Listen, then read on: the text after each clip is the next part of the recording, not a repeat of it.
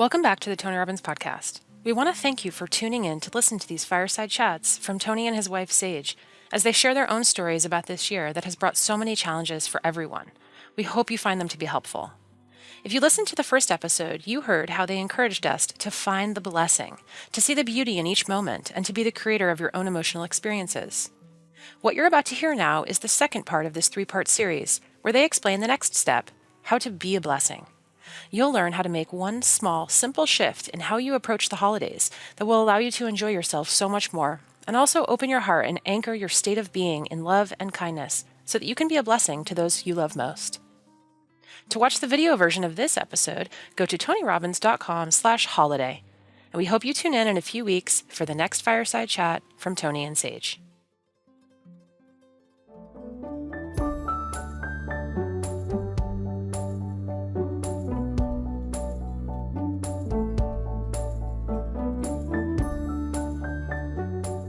Hello everyone, it's Sage Robbins, back for Fireside Chat number 2. We loved hearing from you. Thank you for just your outpouring of love, and it was just beautiful to hear from you. And it's Tony here, and I'm wondering if you did your homework. If you haven't seen the first one, I hope you do. Remember, the homework was to find the blessing in the middle of COVID, not to just be positive thinky, but because you deserve to feel that no matter what happens in life, there is some positive meaning if we look for it. Maybe it was time with family. Maybe it was your own growth. Maybe it was finding a new way to do your business. I don't know what it is, but there's something there. Maybe it was time for you to take care of your own health. But if you did the steps, the first step was find the blessing. The second step was be a blessing. Find a way to give to others, because that's what the spirit of the season's about. And if you be a blessing for others, you'll be blessed. But today, we thought we'd do a shorter fireside chat. That's funny. These were always supposed to be 10 minutes, by the way. Thanks for sticking with us. But are going to attempt to do it. And our theme today is, since the holidays are literally around the corner, we just want to see what would happen if this was the greatest holiday of your life, in spite of COVID, in spite of politics, in spite of, maybe the limitations and all the questions that you normally deal with the holidays, like gifts and getting there and who's going to host and all those things. But now we got to go, who can come or not? Can we eat outside or inside? Can we use the bathroom? All these rules that are being added out there. But what if, in spite of all that, you could make this the greatest holiday of your life? And we believe we can, and we know you can.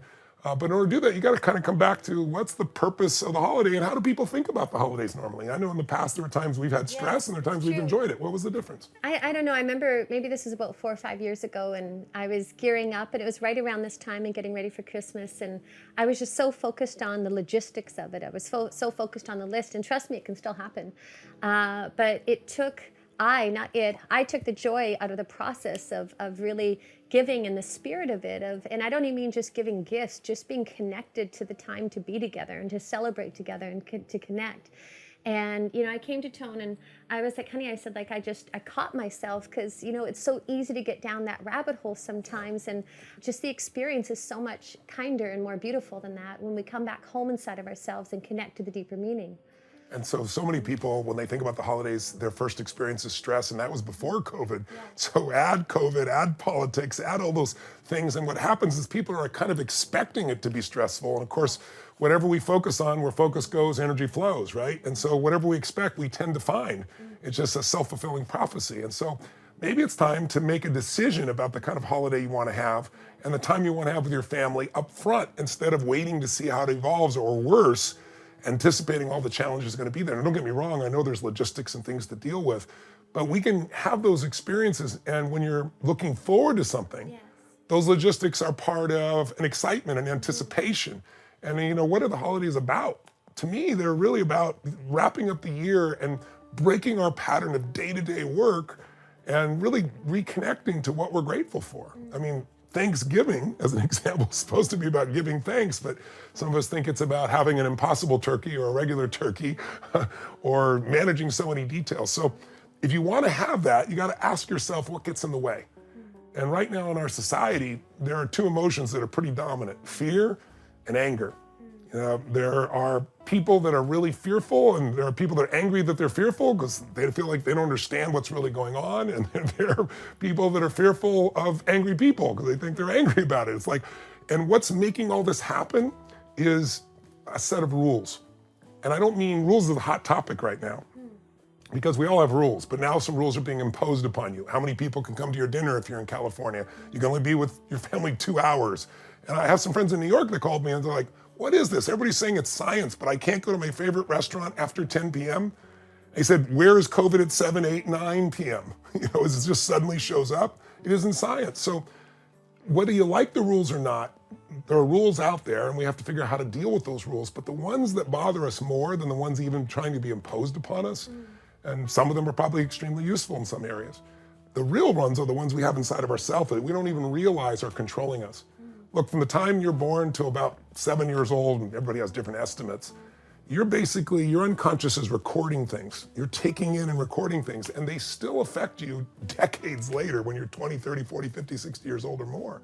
And so rules are just these unquestioned beliefs about how things are supposed to be or how people are supposed to be. And so much of our stress comes because we think our mother shouldn't be worried.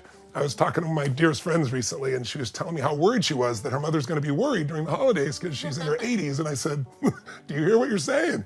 Your words are going to be worried. Here's what's true. She's going to be worried. It's her way of expressing love. And if you don't want her to be the way she's going to be, you're adding stress to yourself and stress to her, and you're no longer connected. And there's so many, what are the types of things that show up at the holidays that people don't look forward to when they get together with family? I think just, as we talked about the logistics or dynamics of human beings, I remember the first time that Tony came home with my family, and my family, we're not Italian, but we are kind of like a big Italian family. We're loud and playful. And everybody's talking. I'd be talking to somebody in my family, you listen, right? And you give attention. It's part of how you respect and love somebody. So somebody's talking to two of us, and all of a sudden one of them just checks out and starts talking across the table to somebody else. And another, and I couldn't even concentrate. I'm like, honey, is everybody happy? She goes, yeah, that's the way we are. And I had to change my rules to chaos is joy at some level, or this is how they do it. Someone will be talking to somebody and then just suddenly talk to someone else and leave that conversation in the middle. So a lot of our stress is how we've been raised or how we've been programmed. No, for sure. And I was going to say exactly what he just did right now. I love it so much because we talk over each other all the time. Yeah, we do. But what was so beautiful is it was like a meeting of worlds, and part of those worlds were different belief systems and rules. And what's so beautiful about my family is, there's laughter. It sounds like we're yelling.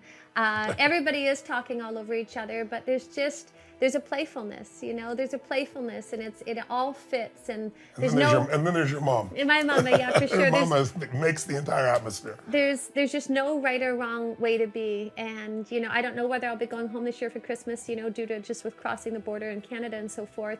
But, I can still in this moment close my eyes and hear my mommy's laughter. And, the rule to choose to, bring your heart